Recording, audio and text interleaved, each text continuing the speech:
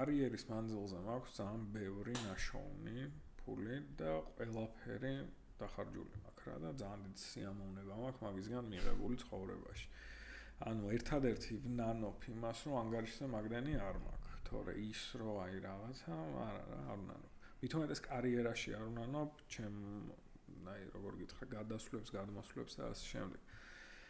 ხო და რაღაცნაირად აი უკმაყოფილო ვიყავი რა. უკმაყოფილო ვიყავი თან 30-ის ვარ, ანუ რაღაცის ცვლილება თუ გინდა, ვფიქრობ რომ უნდა აიღო და შეცვალო და ნუ ალბათ მე ძალიან რადიკალურად მივდექი მაგას და ესე იგი თეგეტაში დავწერე განცხადება წამოსვლაზე, Speechify-ში დავწერე.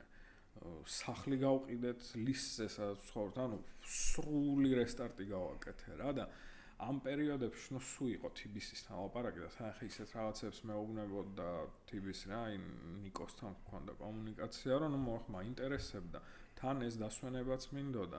თან დასვენება როგორ მინდოდა, იცი?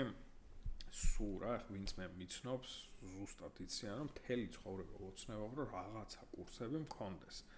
ხან Swift-იო, უბრალოდ აი პროგრამირებაზე არ მინდოდა არასდროს. რა უფრო მინდოდა ამ soft skill-ებზე, რაც ხალხს აკლია, რომ მაგალითად აი არ ვიცი როგორ უნდა დალენდო ჯობი, როგორ უნდა როგორი კომუნიკაცია უნდა გქონდეს გუნდები, როგორ უნდა აწყო 100 კაციანი, 150 კაციანი, როგორ უნდა აწყო სისტემები, ანუ აი ესეთ რაღაცებზე მინდა სულ ლაპარაკი და ნუ მეთქი მაგას მივხედავ თქო.